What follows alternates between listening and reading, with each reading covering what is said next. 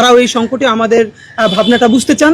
তো সেক্ষেত্রে শুধু সমস্যা বলা না, এই সমস্যাগুলো কারা তৈরি করলো, এটার সাথে দিল্লির কিভাবে কানেকশন তৈরি হলো, এবং সর্বশেষে জাতীয়ভাবে আমরা আবার কিভাবে ঐক্য করে আমরা কিভাবে এই সমস্যা মোকাবেলা করতে পারি, এখানে আমাদের সুনির্দিষ্ট কিছু প্রস্তাবনা আছে। ভাই ও বন্ধুরা, আপনাদেরকে আমরা স্পষ্ট জানাতে চাই, এই যে আজকের যে ক্রাইসিস আপনারা দেখছেন, যে ডক্টর ইউনূস সাহেব বলেছেন যে উনি পদত্যাগ করতে চান, উনি যে 48 ঘন্টা একটা সময় নিয়েছেন, সেই 48 ঘন্টা আজকে শেষ হয়ে যাবে, এর মধ্যে রাজনৈতিক দলগুলোর বিভিন্ন কার্যক্রম। তো এই ক্রাইসিসটা ঠিক কখন শুরু হলো আপনারা যদি খুব ভালো করে দেখবেন, এর চেয়েও বেশি সমস্যা, অনেকগুলো আন্দোলন, শাহবাগে আরো অনেক ধরনের সমস্যা, পুরো রাস্তাঘাট বন্ধ হয়ে যাওয়া, রাহাজানি, ছিনতাই, এগুলো কিন্তু বেড়ে গিয়েছিল।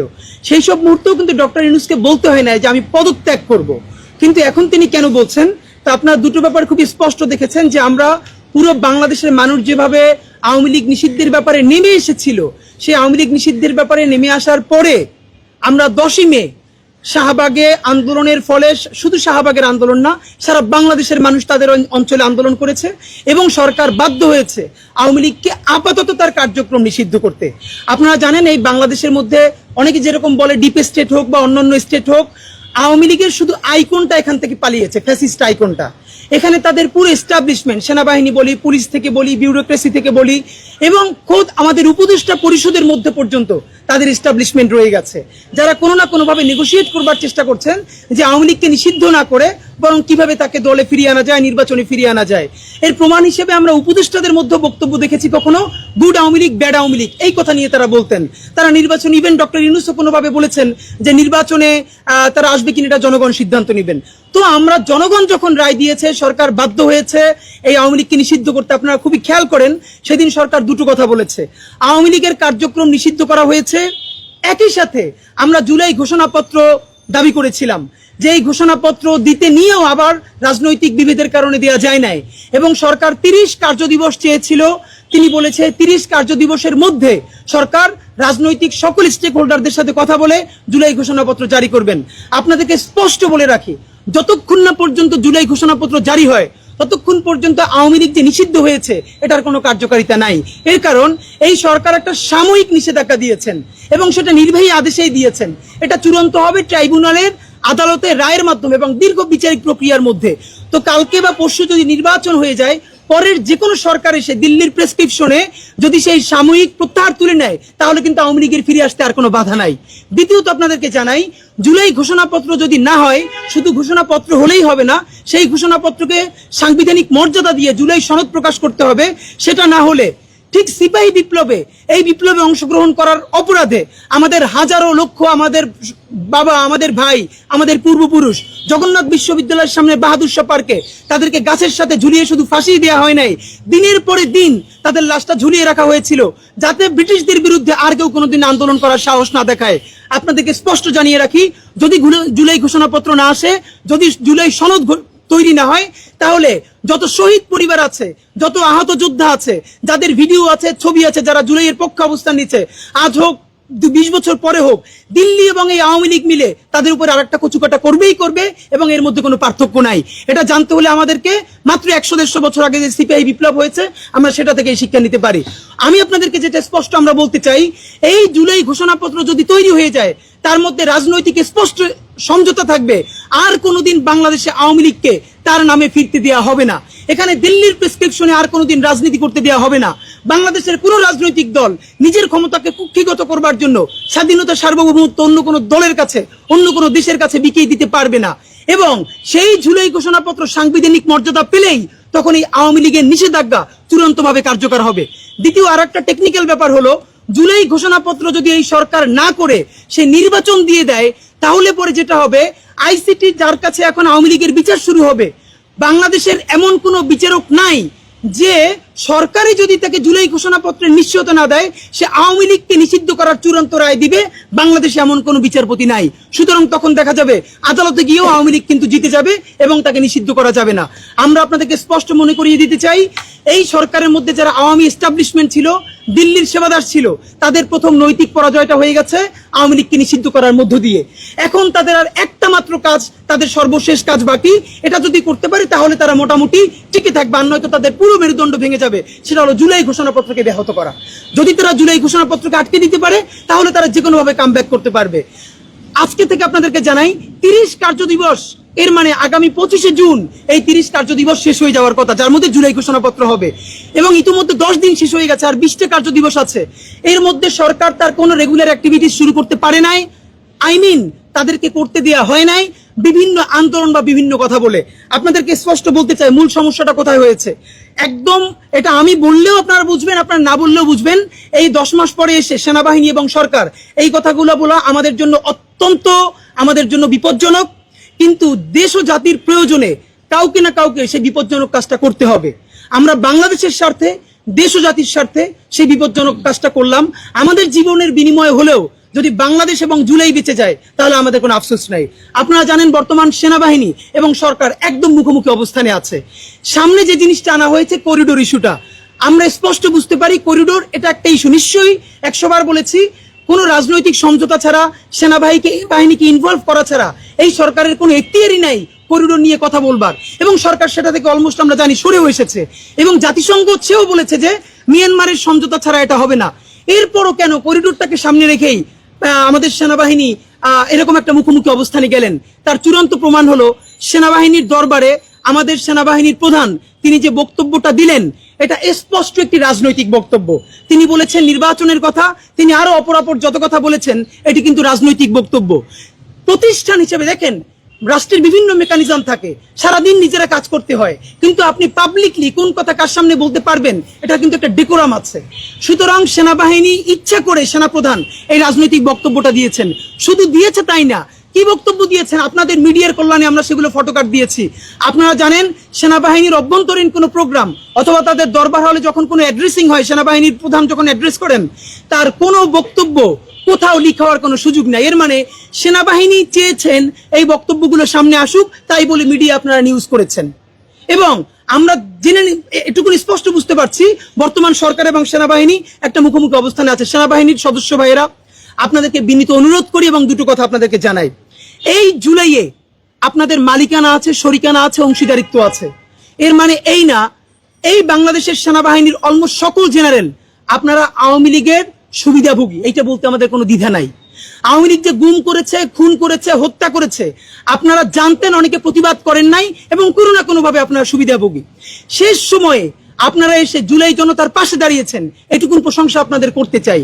এটাও করেছেন নিজ দায়িত্বে, কারণ আপনাদের জুনিয়র অফিসাররা, আপনাদের সৈন্যরা যখন দেখেছেন যে আপনারা জনতার পক্ষে না দাঁড়ালে খুবই মেসাকার ঘটে যেতে পারে, এবং আপনাদের নিজেদের জীবন নাশ হয়ে যেতে পারে, পুরো আর্মি প্রতিষ্ঠানের হায়ারার্কি ভেঙে পড়তে পারে, তখন ইচ্ছায় অথবা বাধ্য হয়ে আর্মির শৃঙ্খলা টিকিয়ে রাখতে আপনারা জনতার পক্ষে দায় নিয়েছেন। এতদিন যে আপনারা বলেছেন যে সেনাবাহিনী কাউকে গুলি চালানে, কই আমরা তো নেত্রে নিউজে দেখলাম যে সেনাবাহিনী গুলি চালিয়েছে। এরকম অনেক প্রমাণ আছে যে সেনাবাহিনী গুলি চালিয়েছে। এমনকি হেলিকপ্টার থেকে কোথায় কোথায় গুলি হবে, হেলিকপ্টারে যে গুলি উঠেছে, এই যে স্নাইপার উঠেছে, এই অনুমতি কাদের ছিল? এগুলো নিয়ে আমরা বেশি কথা বলি নাই কেন? আমরা চেয়েছি যে যার ভুল বুঝে নতুন জাতীয় ঐক্য গড়ে তুলুক, জুলাইয়ের প্রয়োজনে সবাই ঐক্যবদ্ধ হোক।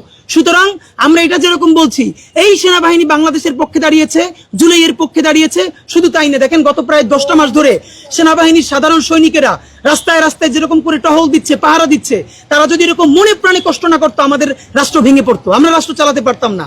এই সম্মান রাখিয়ে আপনাদেরকে বলতে চাই, মাননীয় সেনাপ্রধান, আপনি যে বক্তব্যটা দিয়েছেন, সেনাপ্রধানের দায়িত্বে থাকা অবস্থা আপনি এই রাজনৈতিক বক্তব্য আপনি দিতে পারেন না। এবং স্পষ্ট আপনাদের ক্ষেত্রে আমরা কয়েকটা জিনিস দেখছি, বর্তমান সেনাবাহিনীর মধ্যে নতুন একটা ইচ্ছা জেগেছে, এটা খুবই স্পষ্টভাবে তারা চাচ্ছে, সেটা হলো যেই দলই সামনের নির্বাচনে ক্ষমতায় ফিরুক, সেটা বিএনপি হোক, জামাত ইসলামী হোক, এনসিপি হোক, তাদেরকে সেনাবাহিনীর একটা গুরুত্বপূর্ণ স্টেককে মেনেই তারপর ক্ষমতায় থাকতে হবে। অলমোস্ট যদি বুঝিয়ে বলি, পাকিস্তান সেনাবাহিনীর আদলে পাকিস্তানে যেই সরকারি ক্ষমতায় আসুক, যারাই ক্ষমতায় থাকুক, সেনাবাহিনীকে একটা হিস্সা দিয়ে তারপর তাদেরকে চলতে হয়। বনিবনাত না হলে তাদেরকে ক্ষমতা ছেড়ে যেতে হয়। সম্ভবত আমাদের সেনাবাহিনী ইনস্টিটিউশনালি একটা সিদ্ধান্ত নিতে চাচ্ছে অথবা নিয়েছে, বিএনপি আসুক, জামাত আসুক, এনসিপি আসুক, তাদেরকে সেনাবাহিনীর সাথে বলে কয়ে তারপরে আসতে হবে। আপাতত এটা একটু ভালো মনে হলেও, আমাদের দেশের কিছু মানুষের কাছে একটু আনন্দদায়ক মনে হলেও, বাংলাদেশের গণতন্ত্রের উন্নয়নের পথে, গণতান্ত্রিক যাত্রার পথে এটা একটি অত্যন্ত বড় হুমকি। এটা বাংলাদেশের জনগণ কোনোভাবে মেনে নিতে পারে না এবং এটা নীতি দেওয়া হবে না। আপনাদেরকে আমরা জানাই তাদের বর্তমান বক্তব্য, এবং এটা আমরা বুঝতে পারি আর একটা 1-11 মতো তারা চিন্তা করছেন।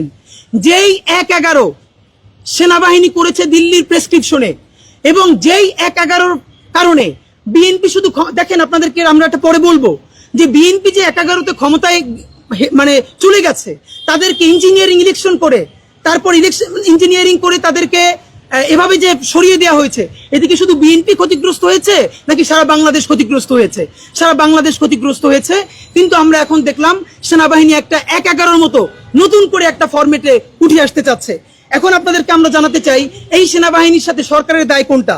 নাম্বার 1, এই সরকারের উপদেষ্টাদের মধ্যে কেউ কেউ, আবারও বলছি কেউ কেউ, ক্ষমতাকে 5 বছর পর্যন্ত প্রলম্বিত করতে চান। তার প্রমাণ, তারা কথায় কথায় বিভিন্নভাবে, আমরা বিভিন্ন সূত্রেও জেনেছি, তারা কোনো না কোনো ভাবে 5 বছর পর্যন্ত ক্ষমতায় থাকতে চান। ডক্টর ইউনূসের ইমেজ ব্যবহার করে, ডক্টর ইউনূস যেখানে বলেছেন জুনের পরে আমার 1 মিনিট থাকার ইচ্ছে নাই, সেখানে তারা 5 বছর পর্যন্ত থাকার স্বপ্ন দেখেন, এবং এইটাই এই সরকারের বড় দায় হয়েছে। নাম্বার 2, আপনারা জানেন ডক্টর ইউনূসের ইমেজ ব্যবহার করে এই উপদেষ্টাদের মধ্যে অনেকেই বিভিন্নভাবে দুর্নীতিগ্রস্ত হয়ে গেছে। তারা ডক্টর ইউনূসের ব্যবহার করে এগুলোর পরিত্রাণ চাচ্ছেন। সব থেকে গুরুত্বপূর্ণ ব্যাপার যেটা, সেটা হলো এই সরকারের কাজ ছিল কি? 3টে কাজ। তারা ফোকাস হারিয়ে কতক্ষণ নদী নালা খনন করেন, কতক্ষণ খাল খনন করেন, করিডোর নিয়ে কথা বলেন। তার প্রধান ফোকাস ছিল জুলাই গণহত্যার বিচার। তার দ্বিতীয় ফোকাস মৌলিক সংস্কার। তার তৃতীয় ফোকাস কত দ্রুত নির্বাচন দেওয়া যায়। বিচার, সংস্কার, নির্বাচন, এর বাইরে আপনি এত কথা কেন বলবেন? অথচ আমরা দেখলাম সে 12টা, 14টা, 15টা, ডজন ডজন প্রতিদিন সংস্কার কমিশন করছে। এত সংস্কার আপনি কাকে নিয়ে করবেন? সুতরাং এই ইস্যুগুলো ঠিক করতে হবে। সরকারের এই ব্যর্থতার দায়ে আজকে সেনাবাহিনী কিন্তু এই অবস্থানটা নিয়েছে। আমরা তৃতীয়ত জানি, এবার আপনাদেরকে অত্যন্ত গুরুত্বপূর্ণ, যেগুলো বলা খুব মুশকিল, রাজনৈতিক দলের কয়েকটি দায় আমাদেরকে বলতে হবে। তার আগে বলি, কোনো কারণে যদি জুলাই হেরে যায়, বাংলাদেশ যদি আবার দিল্লির ষড়যন্ত্রে পা দিয়ে তার স্বাধীনতা সার্বভৌমত্ব ব্যাহত হয়, এর প্রধান দায় বাংলাদেশের দুটো। প্রথমত বাংলাদেশের রাজনৈতিক দলগুলোর, অবশ্যই রাজনৈতিক দলগুলোর সেই দায় নিতে হবে। তাদের ঐক্য, এই ঐক্যের ভাঙনের কারণে, তাদের দূরদর্শিতার অভাবের কারণে আমাদের জুলাই হারিয়ে যাবে। দ্বিতীয়ত বাংলাদেশের সামরিক বাহিনী, স্পেশালি সেনাবাহিনী। এবং আপনারা 1-11 করে বাংলাদেশের যেই ক্ষতি করেছেন, আপনারা যদি আরেকটা 1-11-র দিকে যান, তাহলে এর দায় কিন্তু চিরদিন আপনাদেরকে বই বেড়াতে হবে। আমরা বলে দিলাম, আপনাদেরকে বলে দেই, আজকে রাজনৈতিক দল হিসেবে বিএনপির কথা আমরা সবচেয়ে বেশি বলবো। বিএনপির এত কিসের দায়? বিএনপির দায় কয়েক কারণে। নাম্বার 1, ফ্যাসিবাদ বিরোধী আন্দোলনের সর্ববৃহৎ রাজনৈতিক দল বিএনপি। এই বিএনপির প্রতিষ্ঠাতা জিয়াউর রহমান দিল্লির বিরুদ্ধে যাবার কারণেই তাকে শহীদ হতে হয়েছে। এই বিএনপির প্রাণভ্রমরা বেগম খালেদা জিয়া মনমোহন সিং এর সাথে বিএনপির ডাকা হরতালের মধ্যে, মনমোহন সিংকে যখন ঢাকা এসেছিল নেগোশিয়েট করার জন্য, বেগম জিয়াকে বললো আপনি সোনারগাঁয়ে আসেন, তিনি বলেছেন আমি হরতাল ডেকেছি, হরতালের মধ্যে আমি গাড়ি বের করতে পারবো না। এটা দিল্লি থ্রেট হিসেবে নিল। বিএনপির বন্ধুরা, আপনাদের মনে নাই, মনে করিয়ে দেই, বেগম জিয়া হরতাল ডেকেছেন, সেই সময় মনমোহন সিং এসেছে, এবং বেগম খালেদা জিয়া বলেছেন হরতালের মধ্যে আমি গাড়ি বের করবো না, এবং না করার কারণে এই যে তাদের ক্ষোভ, তার চূড়ান্ত ক্ষোভ হিসাবে বেগম জিয়াকে শুধু জেল খাটতে হয় নাই, তার হাতটা পর্যন্ত বাঁকা হয়ে গেছে। জিয়ার বিএনপি, খালেদা জিয়ার বিএনপি, এই বিএনপির প্রতি বাংলাদেশের স্বাধীনতা সার্বভৌমত্বের দায়ও বেশি, সুতরাং তাদের প্রতি আমাদের কথাও বেশি। নাম্বার 1, বিএনপি এখন পর্যন্ত নির্বাচন নিয়ে যতগুলো কথা বলেছে, এর অলমোস্ট সবগুলো লেজিট, আমরা বুঝি এগুলো বৈধ। কিন্তু তার সমস্যা হলো সে আর্টিকুলেট করতে পারে না যে সেনাবাহিনীর একটা অংশ যে কোনো ভাবে ক্ষমতায় যেতে চায় বা ক্ষমতা গ্রহণ করতে চায় বা জরুরি অবস্থা জারি করতে চায়, সুতরাং দ্রুত নির্বাচন না হলে জাতি ক্রাইসিসে পড়বে। এই কথা সে বললে সেনাবাহিনী তার সাথে থাকবে না, এই জন্য সে এটা বলতে পারে না। নাম্বার 2, উপদেষ্টাদের মধ্যে কেউ কেউ ক্ষমতা প্রলম্বিত করতে চায়, এটাও যদি সে বলে ফেলে মাঝে মধ্যে চাপে পড়ে, এটাও সে বলতে পারে না, এই জন্য সে শুধুই নির্বাচন করে। তো নির্বাচন করাটা তো সমস্যা না। বিএনপির প্রতি আমাদের প্রথম আক্ষেপ হলো, আপনারা কেন জুলাইয়ের রাজনীতিটা করলেন না বলেন? আপনাদেরই তো উচিত ছিল জুলাইয়ের রাজনীতি করা। এনসিপি কে আমরা পরে ধরবো। আপনারা যতবার নির্বাচনের কথা বলেছেন, আমরা প্রত্যাশা করেছি আপনারা প্রতিবার আগে বলবেন বিচার করতে হবে, সংস্কার করতে হবে, নির্বাচন দিতে হবে। দেখেন আজকে আমরা যারা বিএনপি করি না কিন্তু শহীদ জিয়াকে ভালোবাসি, তারাও তো বিএনপির পক্ষে দাঁড়াতে পারছি নাকি? তারা সংস্কার এবং বিচারের কথা না বলে শুধুই নির্বাচনের কথা বলছে, আমরা তার পক্ষে কিভাবে দাঁড়াবো? সুতরাং বিএনপির উচিত ছিল এই জুলাইয়ের সমস্ত আন্দোলনের স্টেক নেওয়া। তার কথা বলা উচিত ছিল যে অতি দ্রুত জুলাই ঘোষণাপত্র দিতে হবে। এই যে বিএনপি যমুনার সামনে অবরোধ করলো, শাহবাগ অবরোধ করলো, এই অবরোধে আমরা অংশ নিতে পারতাম। আজকে বিএনপি বলুক জুলাই ঘোষণাপত্রের জন্য ঢাকাকে অচল করে দেওয়া হবে, দেখেন আমরা লাখ লাখ মানুষ অংশগ্রহণ করব। বিএনপি জুলাই ঘোষণাপত্র নিয়ে অবরোধ করছে না, বিএনপি সংস্কার নিয়ে অবরোধ করছে না, বিএনপি বিচার নিয়ে অবরোধ করছে না। যখন সে শুধুই নির্বাচন নিয়ে কথা বলবে তখন তো আমরা এটাকে ফিল করি দিল্লির ছকে সে পা দিয়েছে এবং তাকে দিতে হয়েছে। প্রশ্ন হলো বিএনপি এটা বোঝা সত্ত্বেও সে কেন এটা বলে? কারণ দুইটা, তার দুটো দগদগে স্মৃতি আছে। বিএনপির প্রথম দগদগে স্মৃতি তার ১/১১ স্মৃতি।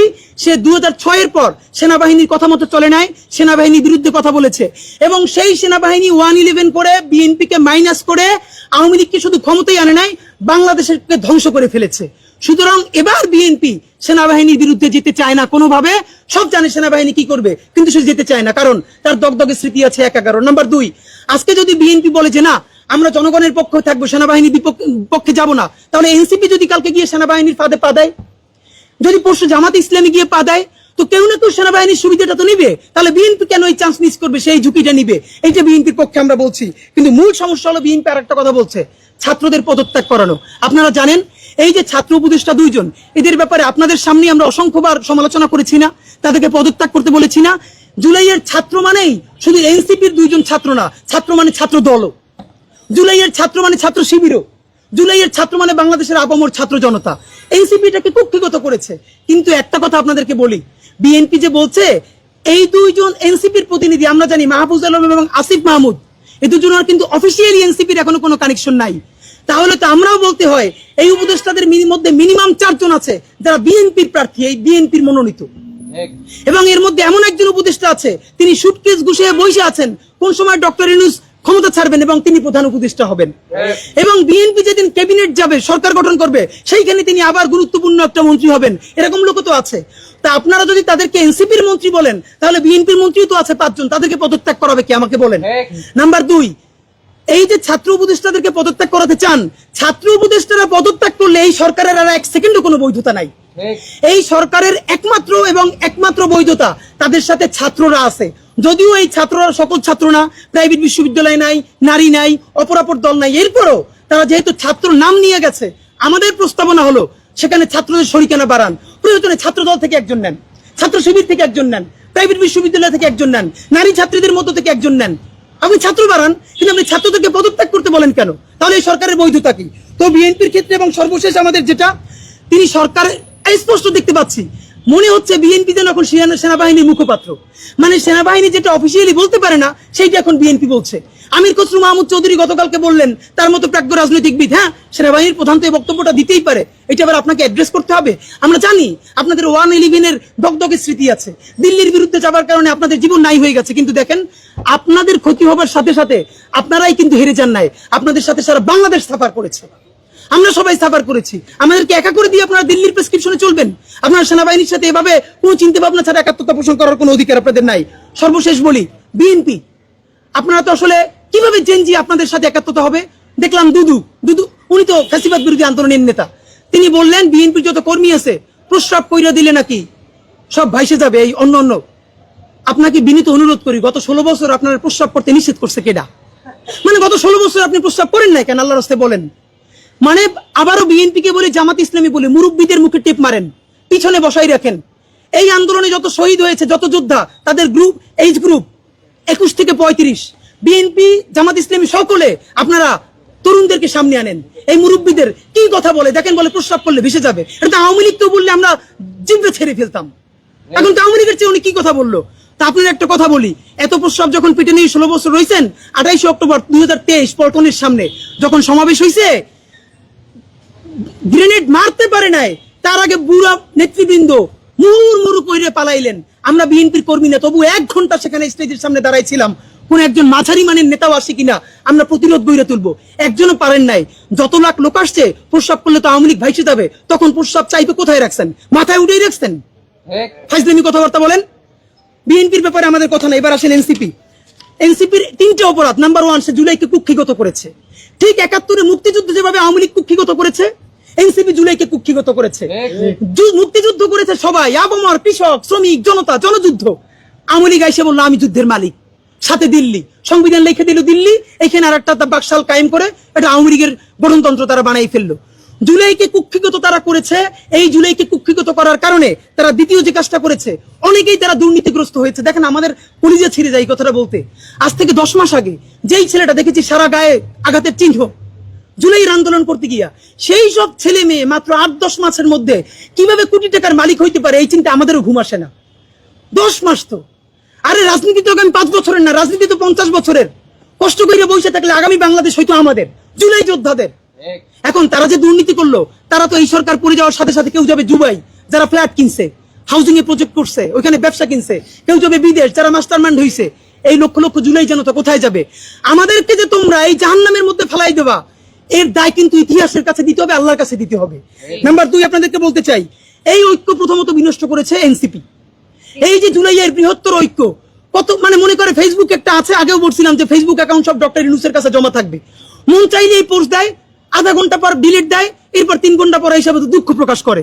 ভাই, এটা কি বাচ্চা কাচ্চাদের ওই হান্ডি পাতিল খেলা যে ঠিক আছে খেলবো না, হারাই ফেরত দাও, একটু পরে এসে আবার ঠিক আছে খেলা শুরু করি? বাবা, তুমি যদি ইমোশনাল হও, তোমার যদি কবি সাহিত্যিক আর্টিস্টিক সেন্সটা বেশি থাকে, তুমি যদি অভিমানী বালক হও, তাহলে তুমি নাটক করবা, সিনেমা করবা, থিয়েটার করবা, আর্ট কালচার করবা। তোমার উপদেষ্টা হওয়ার মতো সিরিয়াস দায়িত্ব কে নিতে বলছে? আমরা যখন এটা সমালোচনা করলাম, তাদের ভাই বন্ধুরা আমাদেরকে কিয়ামত করে সমালোচনা করলো, তখন বললাম ভাই তিনি বিদেশ চলে যাবেন, যেই সব ছেলে মেয়েরা তোমরা দেশে আসো, তোমরা দেশে থাকবা, তোমাদেরকে মানুষ ভালোবাসে। ভাইয়ের রাজনীতি কইরা জনগণের বিরুদ্ধে যাইও না, জনগণের বিপক্ষে গিয়ে ভাইয়ের রাজনীতি করলা। এখন তোমার ভাই তো তওবা করছে, তোমরা তওবা করবা কার কাছে? এই জন্য ইনসাফের উপরে থাকেন, নিজের বিবেকের উপরে থাকেন, বিবেক কোনোদিন বর্গা দিয়েন না। এবং সর্বশেষ, এই যে নিজেদের ক্ষমতাকে কুক্ষিগত করার জন্য বৈষম্য বিরোধী ছাত্র আন্দোলন, সারা বাংলাদেশের যে ফোর্স ছিল সেটাকে নাই করে দেওয়া হলো। এই যে আপনার আজকে এনসিপি, তারা যদি বৈষম্য বিরোধী ছাত্র আন্দোলনটাকে আরো 6 মাসও টিকিয়ে রাখতো, এই বৈশার পক্ষে দাঁড়াই আমরা আওয়ামী লীগ নিষিদ্ধ করতে পারতাম, জুলাইয়ের ঘোষণাপত্র দিতে পারতাম। কারণ এখানে ছাত্র দল ছিল, শিবির ছিল, সবাই মিলে ছিল। তো নিজের ক্ষমতাকে কুক্ষিগত করার জন্য কি করলা? কতক্ষণ শাহবাগের পক্ষে গেলা, বিপক্ষে গেলা, জামাত, হেফাজত, ইসলামপন্থীদের গাইলাইলা, আবার সরি বললা। দেখেন কি আফসোস, আজ থেকে 4 মাস আগে তাদের কি ক্রেজ ছিল, এখন তারা পোস্ত দূরের কথা রাস্তায় এসে দাঁড়াইলে অর্গানিক 100 লোক পায় না। এই যে তোমাদের সাথে 100 লোক নাই, এটা তো আমাদের জন্য আনন্দদায়ক না, এটা দুঃখ। জুলাই হেরে যাচ্ছে, সুতরাং এনসিপি কে এই দায় নিতে হবে। সর্বশেষ আমাদের প্রস্তাবনা বলি, এতক্ষণ সবাইকে বকাঝকা করলাম, সবাইকে বললাম কার কি দায় হয়েছে, কিন্তু জুলাইকে হেরে জিতে দিয়ে যাবে না। আপনাদেরকে একটা কথা বলি, এইবার যদি জুলাই হেরে যায়, আগামী 100 বছর এই দায় বাংলাদেশের জনপদকে বই বেড়াতে হবে। অগণিত মানুষ গুম হবে, খুন হবে, দুনিয়ায় নিউজ করার মতো কেউ থাকবে না। যেই সাংবাদিক বন্ধুরা এই নিউজটা পর্যন্ত করবে, সে মরে গেলে তাকে নিউজ করারও কেউ বাংলাদেশে ঠিকই থাকবে না। সুতরাং প্রশ্ন হলো, বাংলাদেশ বেঁচে থাকবে কি থাকবে না? জুলাই বেঁচে থাকলে বাংলাদেশ থাকবে, জুলাই না থাকলে বাংলাদেশ থাকবে না। এই পক্ষে দাঁড়াইতে গিয়ে যদি এনসিপি তো গণকেস, এনসিপি নিয়ে আর কথা বলে কোনো লাভ নেই। যদি আমাদেরকে বিএনপির বিরুদ্ধে দাঁড়াইতে হয়, জামাতের বিরুদ্ধে দাঁড়াইতে হয়, আমরা সমস্ত জুলাই জনতা নিয়ে আবার মাঠে নামবো। কিন্তু সাবধান, দিল্লিকে নতুন করে আমরা ফিরে আসতে দিব না। আপনাদেরকে জানাই আমাদের সুনির্দিষ্ট প্রস্তাবনা, এই সরকারকে মাত্র 3টে ম্যান্ডেট নিয়ে আগামী কয়েকদিন টিকে থাকতে হবে। ডক্টর ইউনূস, আপনি মনে চাইলেই পদত্যাগ করতে পারবেন না, কারণ আপনাকে ম্যান্ডেট দিয়েছে যে শহীদের পরিবার, আপনি শহীদ পরিবারের সাথে বসেছেন। বিএনপি বলুক, সেনাবাহিনী বলুক, সেনাবাহিনী আপনাকে সহযোগিতা যদি না করে, সেই দায় সেনাবাহিনীর থাকবে। সেনাবাহিনী, আপনাদের প্রতি বিনীত অনুরোধ, আপনারা পাকিস্তানপন্থী সেনাবাহিনী হওয়ার চেষ্টা করেন। দেখেন, পাকিস্তান সেনাবাহিনী বেশি বেশি ইন্টারফেয়ার করার কারণে পাকিস্তান রাষ্ট্রটা দাঁড়ায় নেয়, রাষ্ট্র হিসেবে ফাংশন করতে পারে না। আপনারা আল্লাহর ওয়াস্তে আপনারা ইনস্টিটিউশন ডেভেলপ করেন, আপনারা পৃথিবীর প্রফেশনাল শ্রেষ্ঠ আর্মি হন, কিন্তু আপনারা রাজনৈতিক স্টেক নেওয়ার চেষ্টা করেন না। ডক্টর ইউনূস সাহেব, আপনার কোনো এখতিয়ারই নাই পদত্যাগ করার, কারণ আপনাকে বসিয়েছে 1500-র অধিক শহীদ পরিবার, আপনাকে বসিয়েছে অগণিত অন্ধ পঙ্গু জুলাই যোদ্ধারা। সুতরাং আপনাকে বসিয়েছে যারা, আপনাকে ছাড়তেও বলবে তারা, আর কেউ আপনাকে ছাড়ার এখতিয়ার নাই। বাংলাদেশে শুধু আপনাকে গার্ডিয়ান মেনে আমরা এই পর্যন্ত রাজপথে পড়ে আছি। আপনি বিদেশ চলে যাবেন, আমরা যাব কোথায়? আপনি যদি পদত্যাগ করতেই চান, তাহলে বাংলাদেশের সমস্ত জুলাই যোদ্ধাদের নিরাপত্তা দিয়ে পদত্যাগ করতে হবে। তার আগে পদত্যাগ করে আপনি যমুনা থেকে বের হইতে পারবেন না, আমরা বলে দিলাম। যদি আমাদেরকে আবারও রাজপথে দাঁড়ান লাগে, আপনি গৃহযুদ্ধ শুরু হয়ে যাবে দেশে। আপনি কি বলেন? আপনি পদত্যাগ করতে পারবেন, আপনাকে পদত্যাগ করা লাগবে না, আপনারা আমরা বিদায় দিয়ে দিব। 3টে কাজ। নাম্বার 1, অতি দ্রুত জুলাই গণহত্যার বিচার সম্পন্ন করতে হবে। নাম্বার 2, মৌলিক সংস্কার, নারী সংস্কার। আরে ভাই, নারী সংস্কার করছেন, তাহলে কৃষি সংস্কার কই, আইনি সংস্কার কই? এই যেগুলো পরে করলে চলবে, এগুলো একটাও কোনো দরকার নাই। মৌলিক সংস্কার বলতে আমরা বুঝাই এমন সাংবিধানিক সংস্কার এবং নির্বাচন সংস্কার, যেই মাধ্যমে সামনের নির্বাচন ফ্রি অ্যান্ড ফেয়ার হবে। বাংলাদেশে আর কেউ কোনোদিন আওয়ামী লীগ হয়ে উঠতে পারবে না, আর কোনো ব্যক্তি কোনোদিন ফ্যাসিস্ট হাসিনা হয়ে উঠতে পারবে না। এই মৌলিক সংস্কার করবেন। নাম্বার 3, ইতিহাসের সেরা ফ্রি অ্যান্ড ফেয়ার ইলেকশন দিবেন। বিএনপিকে আবার একটা কথা বলি, আপনারা যে বারবার বলেন নির্বাচন চান, আপনারা এসে সংস্কার করবেন, বলেন আপনাদের উপরে আমরা কিভাবে আস্থা রাখবো ভাই? আপনারা ক্ষমতায় না যেই অ্যাটিটিউডে যেই ল্যাঙ্গুয়েজে কথা বলতেছেন, প্রসব কইরা মানুষ ভাষাই দিবেন। আপনারা ক্ষমতায় গেলে কিসের সংস্কার করবেন? নাম্বার 2, আপনি এখন যখন নির্বাচন চাইতেছেন, সেই নির্বাচনের মধ্যেও একটাবার সংস্কারের কথা বলতেছেন না, বিচারের কথা বলতেছেন না। এমনকি আওয়ামী লীগ যখন নিষিদ্ধ হলো, তখন আপনারা আমাদের সাথে স্পষ্ট শাহবাগে আসতে পারেন নাই, দূর থেকে সমর্থন দিচ্ছেন। আপনি ক্ষমতায় গেলে ইচ্ছা থাকা সত্ত্বেও আপনি পারবেন না, কারণ আপনি দিল্লির কাছে বর্গা হয়ে যাবেন। ক্ষমতায় থাকতে হলে আর্মির সাথে নেগোশিয়েট করতে হবে, দিল্লির কাছে নেগোশিয়েট করতে হবে। বরং আপনি ইউনূসের হাত শক্তিশালী করেন, জামাত ইসলামী ইউনূসের হাতকে শক্তিশালী করেন। বাংলাদেশের সকল মানুষ এই 3টে কাজের কারণে, বিচার, মৌলিক সংস্কার এবং নির্বাচনের দাবিতে আপনারা ডক্টর ইউনূসের হাতকে শক্তিশালী করেন। সেক্ষেত্রে প্রস্তাবনা, এই যে কিছু অতি পাকনা উপদেষ্টা আছে যাদের কারণে জুলাইয়ের ঐক্য বিনষ্ট হয়, দুর্নীতিগ্রস্ত, তাদেরকে প্রয়োজন আপনি স্যাক করেন। স্যাক করতে সমস্যা হলে তাদেরকে দপ্তরবিহীন করে রাখেন, খাবে আর ঘুমাবে আর ফেসবুক টিপবে, আর কোনো কাজ নাই, তাদেরকে আপনি দপ্তরবিহীন করেন। যেই কয়জন উপদেষ্টা আছে, প্রত্যেক উপদেষ্টার সামনে, প্রত্যেকটা মন্ত্রী পরিষদের সামনে ড্যাশবোর্ড লাগান, কোন উপদেষ্টার কি কি পারফরমেন্স। একজন লোকের কোনো নাম নাই, উনি তো সুপার পারফরমেন্স করতেছে, আমাদের রেল উপদেষ্টা যিনি। এবারে বিদ্যুৎ নিয়ে, জ্বালানি নিয়ে আমাদের সকল ঋণ প্রায় পরিশোধ হয়ে গেছে। তোমাদের আমরা দেখতে চাই প্রত্যেক উপদেষ্টার একটা করে ড্যাশবোর্ড থাকবে, কে বেশি ফেসবুক চালায়, কে বেশি কথা বলে, আর না কে বেশি কাজ করে, এটা জনগণ দেখতে চায়। আপনি ড্যাশবোর্ড তৈরি করেন। এবার আমাদের সুনির্দিষ্ট প্রস্তাবনা, আগামী এই 3 দাবিতে অতি দ্রুত বিচার, মৌলিক সংস্কার এবং নির্বাচনের দাবিতে আমরা আপনাদের মাধ্যমে আবারও জাতীয় সরকার দাবি করছি। এই জাতীয় সরকার BNP, Jamaat Islami, AB party, ইসলামী আন্দোলন, অধিকার পরিষদ থেকে শুরু করে এনসিপি, অবশ্যই ফ্যাসিবাদ বিরোধী সকল শক্তিকে, রাজনৈতিক শক্তিকে নিয়ে আপনি জাতীয় সরকার করেন। এই সরকারের মেয়াদ কতদিন হবে? ডক্টর ইউনূস বলেছেন সর্বোচ্চ জুন মাস পর্যন্ত। ইলেকশন তো এর আগে আমরাও প্রত্যাশা করি, তাহলে সেটাও 10 মাস।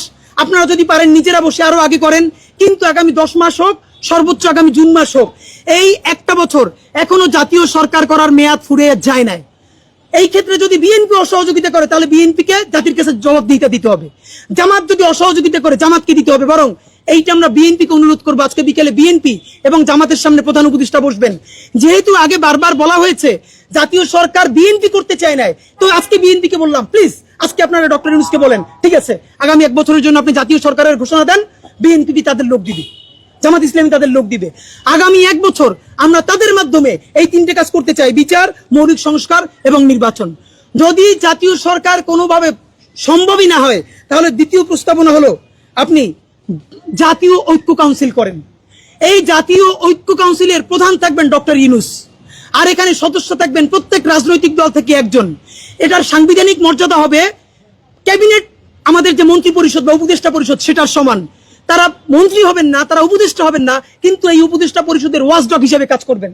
তারা প্রত্যেকটা ব্যাপারে কথা বলতে পারবেন। আইদার জাতীয় সরকার করেন অথবা আপনারা দ্রুত জাতীয় ঐক্য কাউন্সিল করেন। এই দুইটা যদি করতে না পারেন, আবার বলি, সামনে যদি ডক্টর ইউনূস কোনো সমাধান না করে, অ্যাটলিস্ট বিচার না করে, মৌলিক সংস্কার না করে সে চলে যায় অথবা নির্বাচনের দিকে চায়, অবিসম্ভাবীভাবে দেশে গৃহযুদ্ধ কিন্তু লাগবে। সেই গৃহযুদ্ধে আমরা সবাই কিন্তু খুব করুণ অবস্থা হবে, দেশের স্বাধীনতা সার্বভৌমত্ব হুমকির মুখে পড়বে। তার প্রধান দায়, আবারও বলছি, এই রাজনৈতিক দলগুলোর নিতে হবে এবং বাংলাদেশ সেনাবাহিনীর নিতে হবে।